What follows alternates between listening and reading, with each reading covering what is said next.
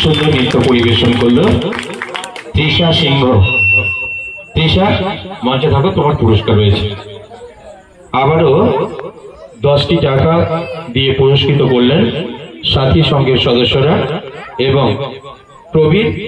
প্রবীরকে জানো, একটু আগে পুরস্কার দিয়েছিল শিবনগর আবার।